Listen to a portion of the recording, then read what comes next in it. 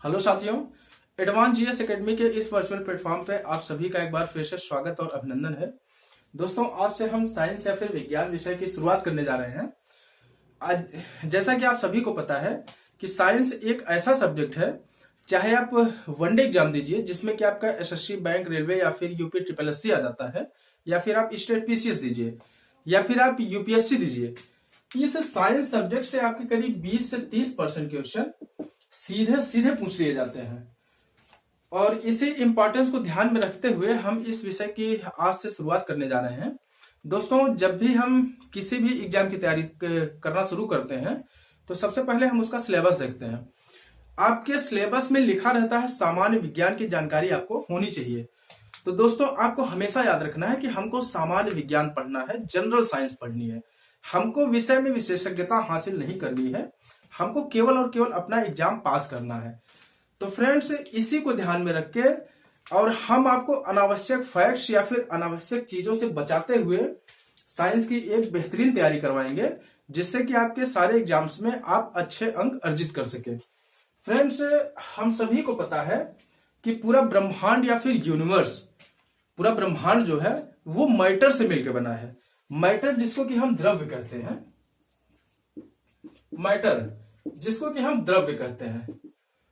दोस्तों, इसी द्रव्य का सुसंगठित और व्यवस्थित ढंग से अध्ययन करना ही विज्ञान कहलाता है।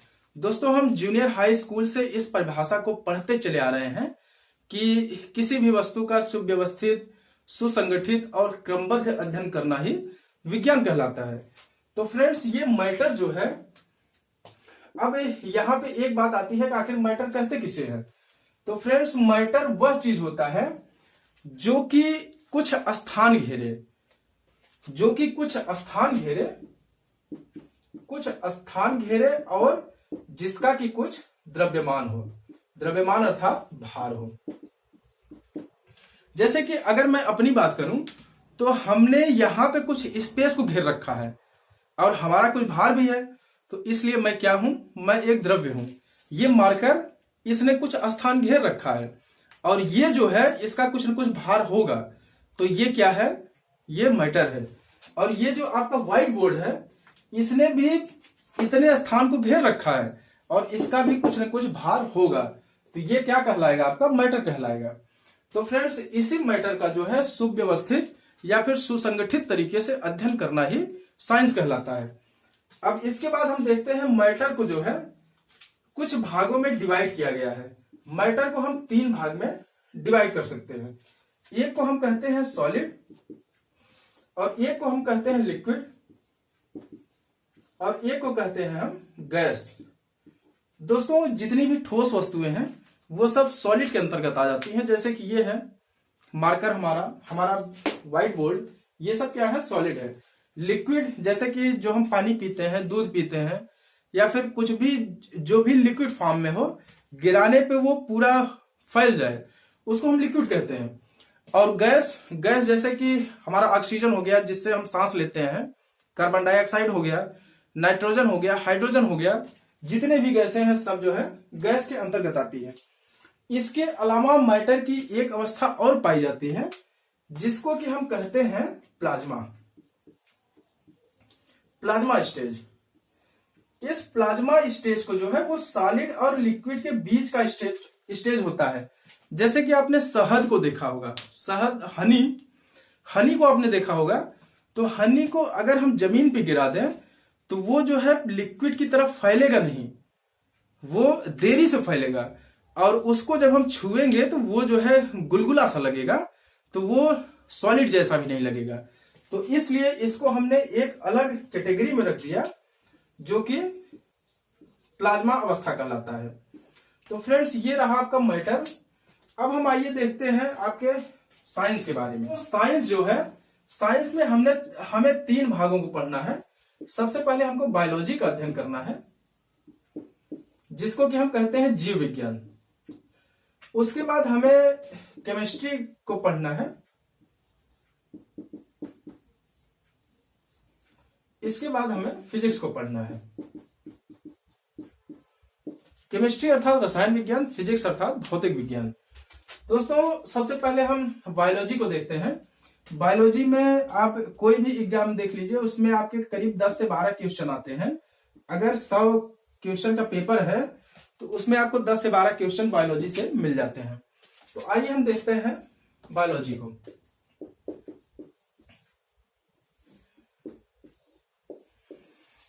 दोस्तों इस पृथ्वी पर जितनी भी जीवित वस्तुएं हैं, सभी जीवित वस्तुओं का अध्ययन करना बायोलॉजी कहलाता है। जितनी भी जीवित वस्तुएं हैं जितनी भी जीवित वस्तुएं हैं उनका अध्ययन जो है वो बायोलॉजी कहलाता है। और बायोलॉजी शब्द का प्रयोग सबसे पहले अरस्तु महोदय ने किया था, इसलिए अरस्तु जी को हम फादर ऑफ बायोलॉजी कहते हैं। Father of biology.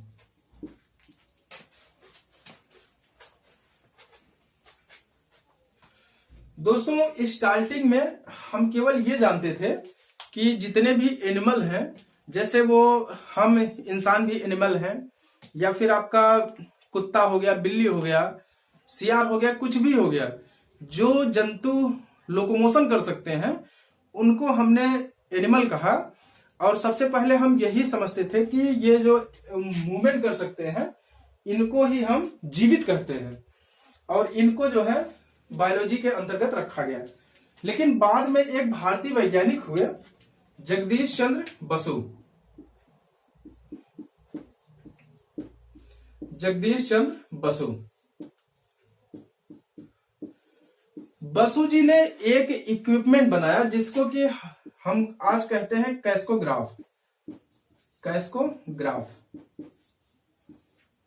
इस कैस्कोग्राफ इक्विपमेंट की मदद से जगदीश चंद्र बसु जी ने हमको बताया कि भैया प्लांट भी हमारी तरह जिंदा हैं, वो भी सांस ले सकते हैं, वो भी ट्रांसपायरेशन कर सकते हैं, और वो अपना भोजन स्वयं बना सकते हैं।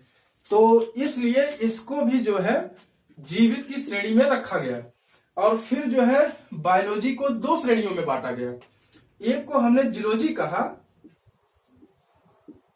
और दूसरे को हमने बॉटनी कहा।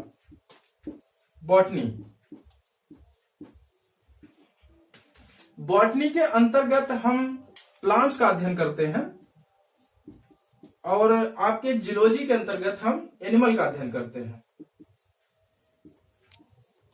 और उसके बाद ये जो जियोलॉजी के अंतर्गत जितने भी एनिमल होते हैं ये लोकोमोशन कर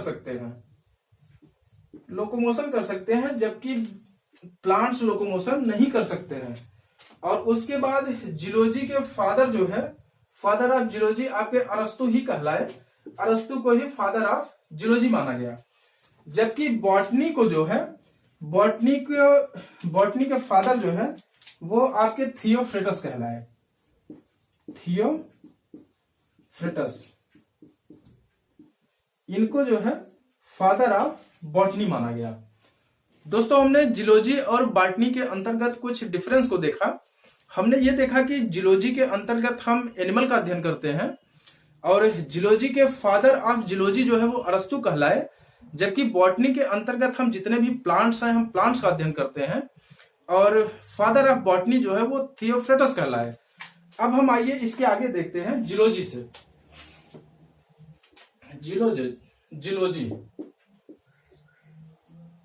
जियोलॉजी का मतलब होता है दोस्तों जंतु विज्ञान।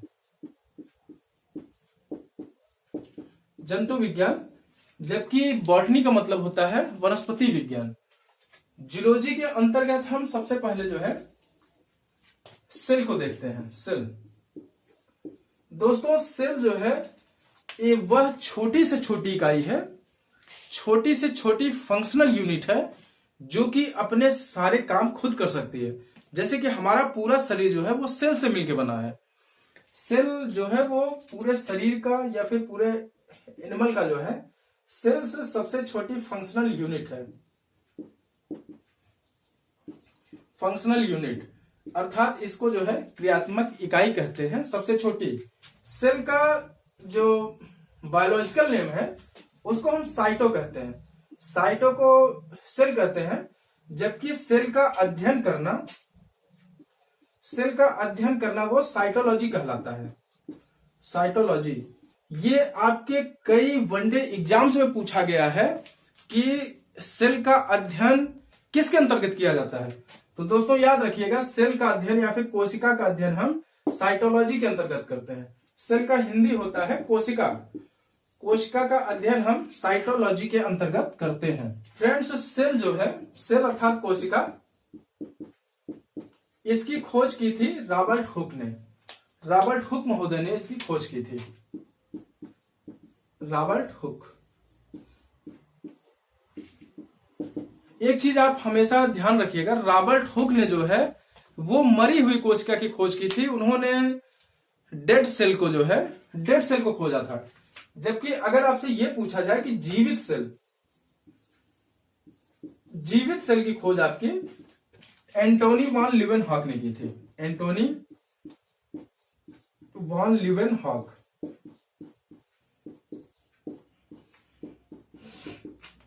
आप इसको याद रखिएगा, कोशिका की खोज जो है हुक ने की, जबकि जीवित कोशिका की खोज हॉक ने की। इसके बाद फ्रेंड्स एक क्वेश्चन आपके एग्जाम्स में और पूछा जाता है, कोशिका सिद्धांत। कोशिका सिद्धांत, कोशिका सिद्धांत को किसने दिया था? तो ये आपका दिया था स्लाइडेन व स्वान ने, स्लाइडेन एंड स्वान ने। स्लाइडेन एंड स्वान ने ही ये बताया कि हमारा पूरा शरीर जो है या फिर जितने भी एनिमल हैं सभी का शरीर सेल्स से मिलकर बना है। अगर हम अपने शरीर की बात करें या फिर जितने भी एनिमल हैं सभी का शरीर जो है वो लाखों करोड़ों अरबों सेल से मिलकर बना है। तो सेल को जो है यही चीज बताया इन्होंने, स्लाइडेन व स्वान ने, और इसी को कहा गया कोशिका सिद्धांत। इसके बाद फ्रेंड्स कुछ क्वेश्चन आपके सेल से और पूछे जाते हैं, जैसा कि ये पूछा जाता है कि सबसे बड़ी कोशिका कौन सी है? सबसे बड़ी, तो इसको याद रखिएगा फ्रेंड्स, सबसे बड़ी कोशिका जो है वो है आपका शुतुरमुर्ग का अंडा। शुतुरमुर्ग जिसको कि हम ऑस्ट्रिच भी कहते हैं, ऑस्ट्रिच, या फिर इसी को हम कहते हैं शुतुरमुर्ग। इसका जो अंडा होता है वो करीब इतना बड़ा होता है। अगर आप देखेंगे तो मुर्गी के अंडे से करीब वो 8-10 गुना बड़ा होता है।